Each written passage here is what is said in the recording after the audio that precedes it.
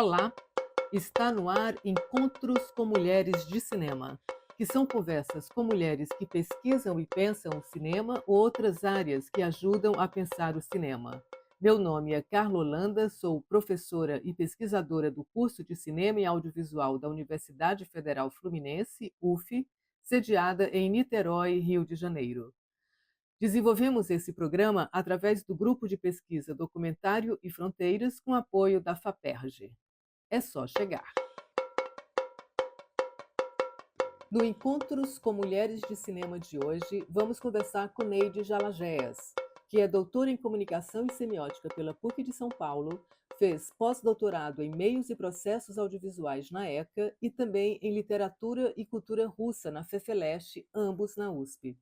Fez ainda estágio de pesquisa em Moscou, junto aos arquivos de Sergei Eisenstein, no Museu de Cinema Russo.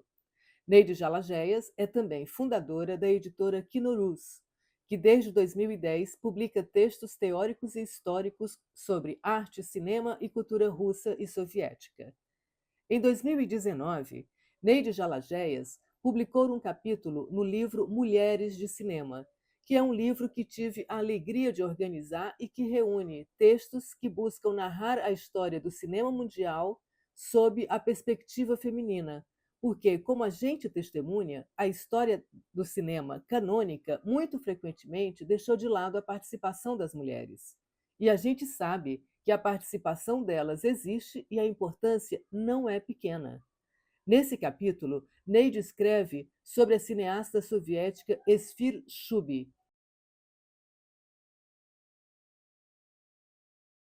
Neide, todas as pessoas que estudam ou que pesquisam cinema conhecem os filmes e as ideias de cineastas soviéticos que fizeram aquele cinema vigoroso ali do começo do século XX. Né? Eu estou falando de Sergei Eisenstein, Dziga Vertov, Kuleshov, Pudovkin. Mas, por outro lado, é muito comum que essas mesmas pessoas desconheçam qualquer coisa relacionada a diretoras mulheres soviéticas desse mesmo período. Parece que elas nem existiam, né? No entanto, você escreve sobre uma dessas cineastas, que é a Esfir Shubi, e você nos conta coisas incríveis sobre ela, que trabalhou em especial com documentários. Quem foi Esfir Shubi? Olá, Carla, tudo bem? Em primeiro lugar, obrigada aí pela oportunidade de estar colocando a Chub no nosso rolinho aí de filme, trazendo essa mulher incrível que fazia coisas incríveis, e dar visibilidade para ela, principalmente para as novas gerações aí de cineastas, pesquisadores de cinema ou aficionados por cinema que estão chegando. Realmente, né, ninguém ouve falar em Esfirchub. Esfirchub, por outro lado, foi uma mulher importantíssima, uma profissional que inovou a linguagem do documentário com o que nós chamamos hoje de filme de compilação.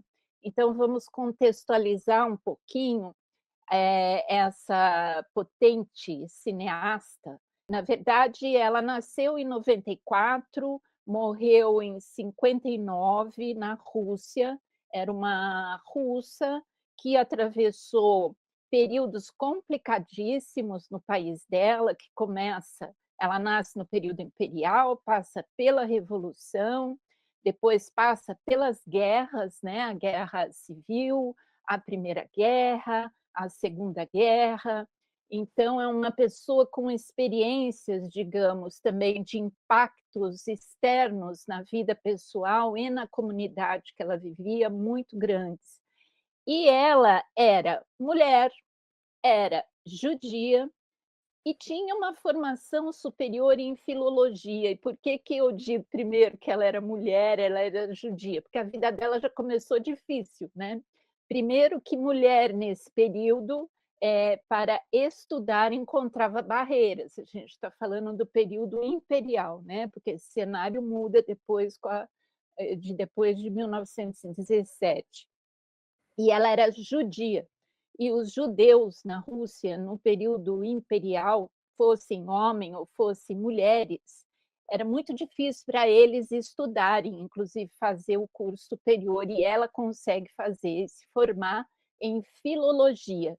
Então a área dela, digamos, de formação é de filologia, e é assim que ela, em que a revolução e ela se encontram, em 1918, e inclusive o livro que nós editamos, né, que são as memórias dela, começa nesse contexto, ela caminhando por Moscou, numa Moscou pós-revolucionária, em que ela sonha com tudo que está ocorrendo e vai nos narrando tudo que acontece no cenário artístico, no cenário cultural, porque ela trabalha logo depois da Revolução, ela vai trabalhar com Meyerhold, que é o grande encenador do período, né, das vanguardas. E isso, ela trabalha com ele e logo depois vai trabalhar na Goskino, que era o departamento, o comitê de cinematografia da União Soviética. Então, assim, é um período efervescente, ela vive nessa efervescência, é uma mulher altamente culta, intelectualizada e com grandes habilidades, né, inclusive manuais, porque ela vai trabalhar como montadora, ou como eu prefiro chamar, como montagista. Então isso e ainda mais, vai entrar num universo profissional eminentemente masculino, até hoje, diga-se de passagem. Você imagina nesse período, né? Que é a direção de cinema, né? Que é a direção de cinema, exatamente, porque ela começa como montadora e depois ela, digamos, cria, por meio da montagem, uma nova linguagem de documentário. E aí que está a grande chave, né, maravilhosa, chave de ouro para a história do documental e que é relegada, assim, para o sótão, para o porão, sei lá para onde. O nome dela nunca é citado na história oficial, né, do documentário e sequer do cinema no geral. Nos anos 20, Neide, não havia uma consciência da necessidade de preservação dos filmes, né? E muito menos de como lidar com os arquivos desses eventuais filmes já realizados, enfim. O trabalho pioneiro da Schub nesse sentido vai ser magistral, né? Porque ela funda, segundo você diz no artigo do livro, ela funda a ideia de preservação, né? Ela orienta também a organização dos arquivos. Então, sobre esse trabalho da Schub, que foi desenvolvido por ela e que foi muito motivado quando ela foi realizar o filme que ela dirigiu, o primeiro filme que ela dirigiu, que é A Queda da Dinastia Romanov, né, em 1927. Fala, por favor, desse contexto e desse trabalho relacionados à preservação e arquivo. É uma consciência muito grande que ela tem de história, né, isso eu acho uma co e do filme como documento, de fato. Então, isso aí acho que é um fator relevante, está, digamos, no eixo do pensamento dela e que faz com que ela se movimente, no sentido de trabalhar pela preservação. Então, contextualizando, quando ela vai trabalhar com o cinema, ela vai trabalhar como montadora e nós estamos falando de um cinema nascente, né, a gente não pode esquecer que o cinema, ele é patenteado, né, pelos irmãos Lumière em 1895, ele chega na Rússia em 1896, e aí nós estamos falando da década de 20, 1920, da década toda que, digamos, é a década do cinema revolucionário soviético, e, a montagem, ela vai nascer, digamos, ela nasce nesse início, né, as teorias da montagem que nós conhecemos por meio de Kuleshov, de Eisenstein, elas surgem exatamente nesse período.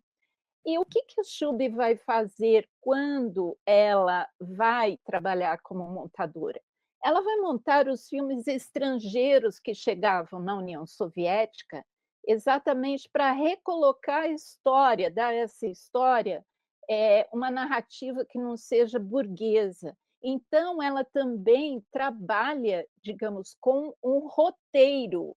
Ela não simplesmente monta, ela recria esses filmes, né, quase uma tradução para o proletariado, se podemos, falar assim.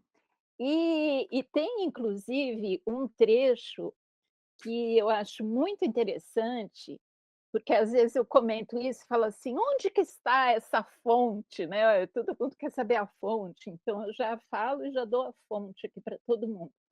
O Sergei Utkiewicz, que foi um cineasta aluno dela, colega do Sergei Eisenstein também, ele diz assim, olha, eu vou ler aqui rapidamente esse parágrafo, porque eu acho muito bonito. Ele diz assim, a introdução do livro dela: "A fama da maga da mesa de montagem", olha que lindo, maga da mesa de montagem, se espalhou por todo o jovem cinema soviético. No começo dos anos 1920, Sergei Eisenstein, que ainda perscrutava nova arte, passava dia e noite na sala de montagem de Chubby. Sentado timidamente na beira da cadeira, ele observava entusiasmado como ela transformava Doutor Mabuse, um filme de ação expressionista, em duas partes de Fritz Lang. Então, este era o trabalho dela. Então, ela foi observando essas possibilidades dos filmes. Quando chegou isso no início dos anos 20, 1922, 23, antes da greve, né, do Sergei Eisenstein, e ela, quando chega em 1927, ela propõe ousadamente fazer um filme para comemorar os 10 anos da Revolução, com trechos de filmes. Quais filmes? Os filmes documentais do período imperial até 1917, porque o czar Nicolau ele gastava rios de dinheiro com cinegrafistas franceses para que eles documentassem todas as ações dele e da imperatriz e do exército russo. Ele já era um grande propagandista. A Chubby conhecia esses arquivos. E ela começa a pesquisar esses filmes, a catalogar, porque não existia. Hoje nós temos as cinematecas e tudo mais, mas nesse período não existia, nada era catalogado, né? Para começar aí, para a gente alfabetizar os mais jovens, eram latas de filmes, né? Não eram assim, não existia o digital, não existia nada, eram as latas e não estavam bem guardadas, inclusive, não existia ideia de preservar para o futuro. Ela começa a teorizar sobre essa necessidade de preservar para o futuro, porque ela vê o valor daqueles documentos. Então, vem a ideia dela das crônicas, como eles faziam nesse período, como documento para quê? Para o futuro. Então, ela monta, de fato, esse filme sobre a queda, né, do Império na Rússia, justamente a partir desses filmes. E ela faz uma narrativa. Inclusive, nós vemos que tem os princípios da montagem nesse filme, quando, por exemplo, ela pega cenas dos bailes imperiais, corta e mostra as camponesas em situação precária no campo, né? Então ela começa já a fazer essa montagem de conflito que o Eisenstein tão bem vai teorizar. Né? Então, aí ela começa a escrever, porque ela escrevia muitíssimo artigos teóricos, críticos, E falando sobre a necessidade dessa preservação e de se montar o que nós conhecemos hoje como cinemateca, né. Isso é muito importante, de fato, E é um legado para nós. é impressionante porque, a importância dela, ou seja, ela que funda essa noção de preservar, não é? E como que a gente estuda muitas vezes preservação e desconhece essa mulher. E o trabalho, esse trabalho que você estava descrevendo em relação à montagem desse filme, que ela usa material de filmes já existentes para introduzir novos sentidos, enfim, novos discursos. É um trabalho de extrema sofisticação, né? De interpretar os fatos com imagens de épocas variadas, ou seja, isso não era nada banal, principalmente nessa época, né? Ninguém tinha feito isso ainda. E mesmo assim, Neide, você conta, ainda nesse artigo, que o trabalho dela foi diminuído como diretora nesse filme, porque ela teria feito apenas, abre aspas, né, apenas, utilizado imagens de filmes já realizados, e que isso, segundo, esses críticos, enfim, que quiseram pagar menos a ela por isso, né, segundo eles, qualquer um poderia fazer. Isso. Sim, sim, é porque não existia essa consciência, né. Veja, isso daí foi um trabalho dela e também foi um trabalho do Vertov, que é ao lado dela, e isso é colocado pelos críticos de cinema na Rússia, colocam os 2 lado a lado, são pessoas que elevaram o documentário, a linguagem do documentário, como nós depois, veríamos ser desenvolvida por grandes, cineastas, né, que depois vão utilizar esse mesmo método, como Alain Resnais, Chris Marker, o próprio Godard fez muito uso de fragmentos de documentos, né. Então, olha, veja, ela escreve nesse sentido, aqui tem um trechinho do artigo dela, ela diz o seguinte: "É indispensável compreender que cada pedaço de crônica filmada hoje deve ser entendido como um documento", e ela grifa, "para dias futuros.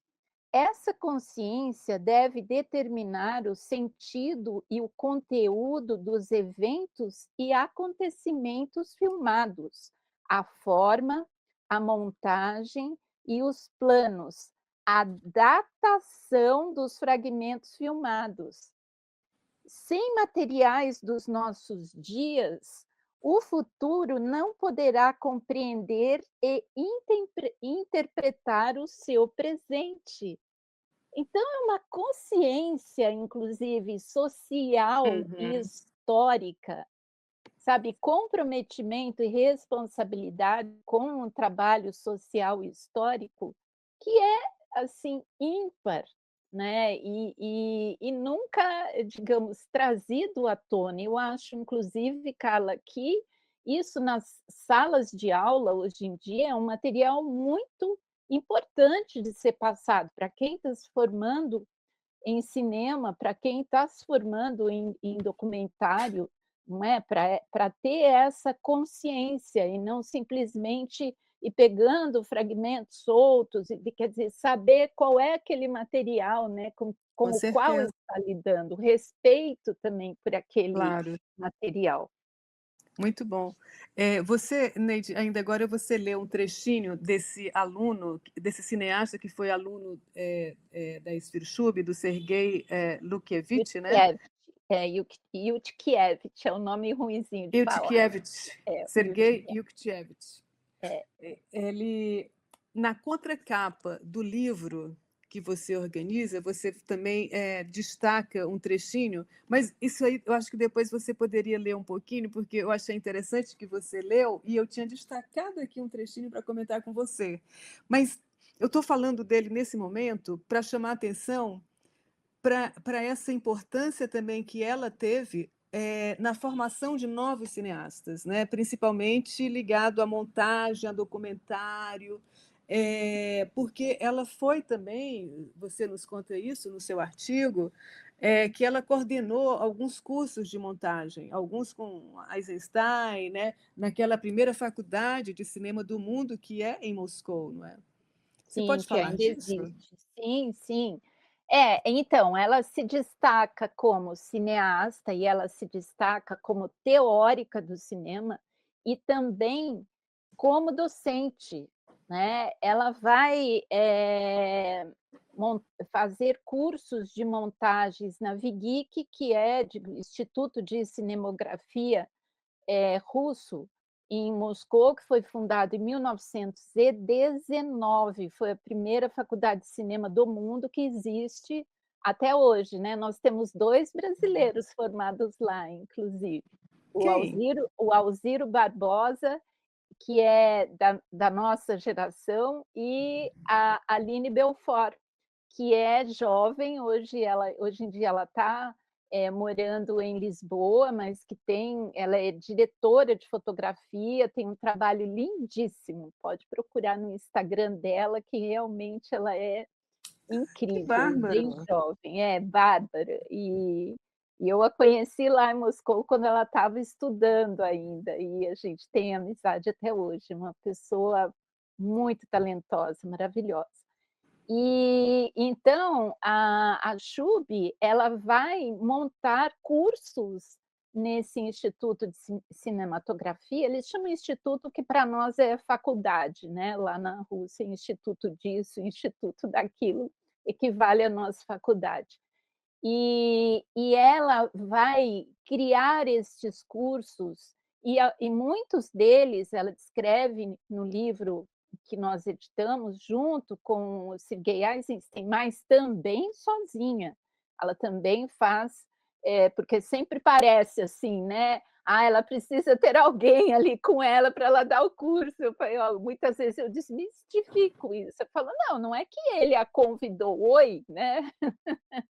Bom Ela tinha lembrar, né? autonomia, gente, bom lembrar, né. Ela tinha autonomia, inclusive lembrar do fato de que ela participou do roteiro do filme A Greve, de toda a pré-produção, e não foi creditada no filme dele. Isso também não sou eu que estou dizendo, está registrado. E isso é E um ela clássico, né, na história das mulheres, mas enfim.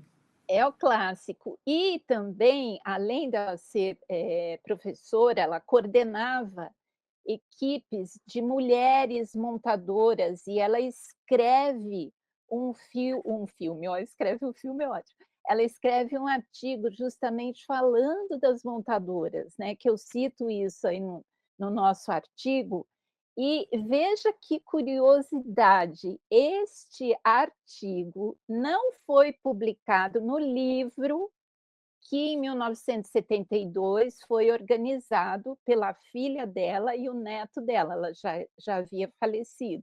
Eu não sei porquê, mas ela fala exatamente das mulheres e do papel das mulheres, junto à equipe de cinema, né. Veja, eu vou também citar isso aqui, está no nosso artigo, e ela escreve o seguinte: "As montagistas não se distinguem apenas pela alta qualidade laboriosa de sua mão de obra especializada.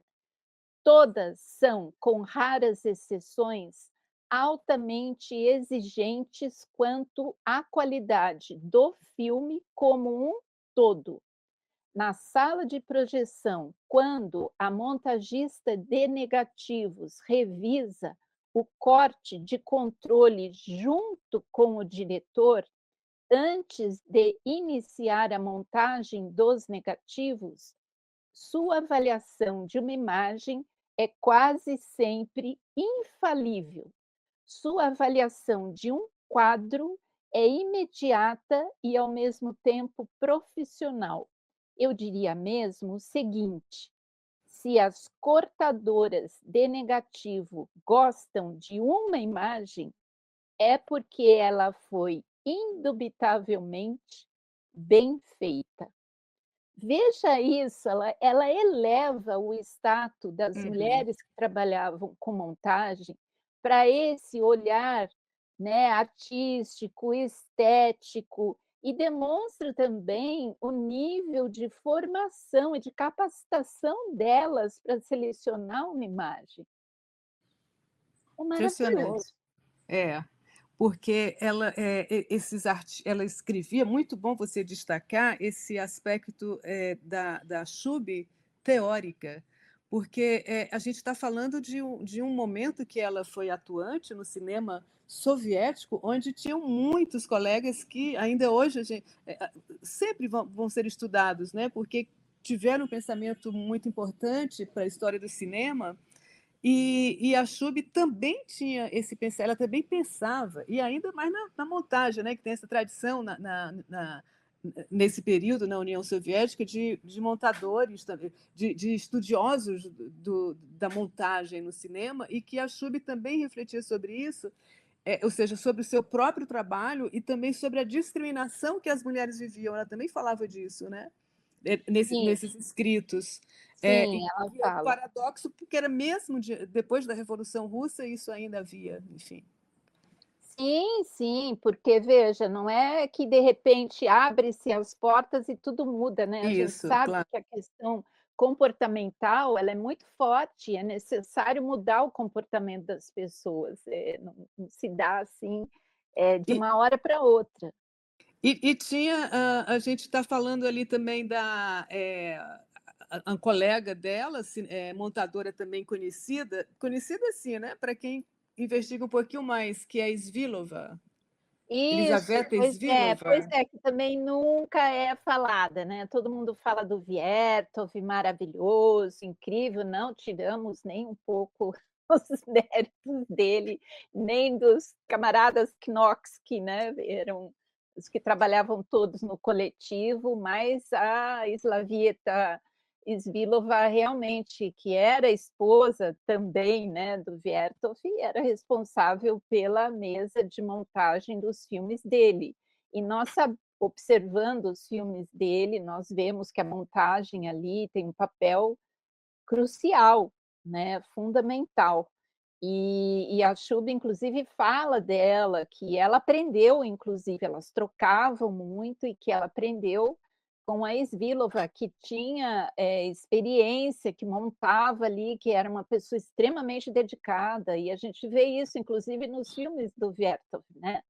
Aliás, o Vertov, esse ser maravilhoso também, é ele que captura essa imagem incrível da Chub Ah, em um dos filmes dele, né, o o Homem homem com a o Homem com a câmera, né? Câmera, Bom, ela está como no filme dele, e a gente é pegou uma esse fotograma aí dele e isso, que é colocamos na uma capa. imagem, para quem não está vendo o vídeo, né, tá só com o áudio, é a figura de uma moça no filme O Homem com a Câmera, que eu não sabia, eu fui saber com esse seu livro, que a gente pode começar a falar dele, que você informa isso, inclusive a capa do livro traz esse fotograma, não é?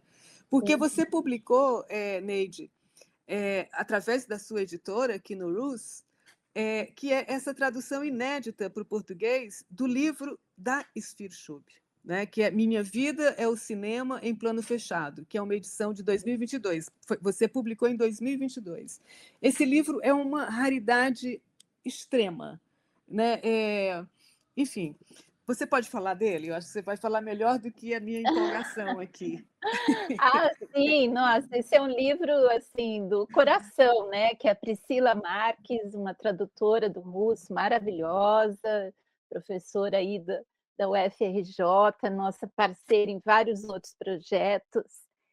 E ela quem traduziu esse livro, e na verdade esse livro ele é parte integrante de um livro maior que foi organizado pela filha da Schub e o neto dela. E, o livro que eles organizaram se divide em 2 partes. Esse que são as memórias que ela escreve, e a segunda parte, que tem quase o mesmo tamanho, assim, em termos de volume, mas é um pouco menor, que são os artigos dela, roteiros e Uau! cartas que ela trocava com pessoas, artistas, cineastas, intelectuais do período, né. Inclusive com o Sergei Eisenstein, que eles foram, de fato, muito amigos até a morte dele. E nós vamos lançar, inclusive, o segundo volume. Este que nós já lançamos, que são as memórias dela, se chama, que você já citou, Minha Vida é o Cinema em Plano Fechado, e agora nós vamos lançar em 2026, se tudo der certo, né, se fizer bom tempo, Minha Vai dar. Vida é o Cinema em Plano Aberto, porque aí é a parte, digamos, pública do que ela publicou de fato em jornais da época e tudo mais, com tradução esmerada do Luiz Felipe Labac, que é outro nosso parceiro maravilhoso e especialista em Dziga Vertov, está terminando agora, vai defender a tese dele, terminando o doutorado. E é assim, a gente procura trabalhar com pessoas de excelência, né, Carla, para ter materiais, assim, bem especiais para trazer para o público. Porque esse livro, de fato, ele só foi publicado na Rússia, ainda União Soviética, a primeira edição, só as memórias, na década de 50, com o projeto gráfico da Varvara Stepanova, a grande artista das vanguardas, e depois, em 1972, essa organização, e depois não foi mais reeditado, e não existe nenhuma tradução em outra língua que não seja a nossa tradução para o português. É impressionante, impressionante isso que você diz, impressionante o trabalho que eu estou aqui segurando o seu livro, Neide, e estou voltando agora aqui para essa contracapa, que tem esse trechinho destacado desse aluno cineasta que você citou, eu já dei o spoiler que iria citar aqui ler, né, um trechinho, que você está citando, eu não preciso ler tudo aqui, eu só vou destacar esse trechinho aqui, que ele encontra com ela, né, com a Sirchub, e com um olhar atento, pedaços de película que haviam sido filmados não por ela, mas por outros diretores e cinegrafistas.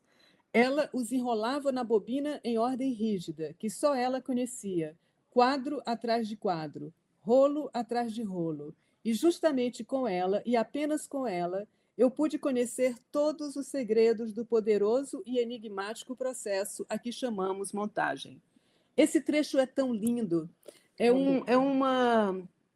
O depoimento dele é muito bonito, é de um aluno que realmente admira, né, sua mestre lá e reconhece o trabalho dela.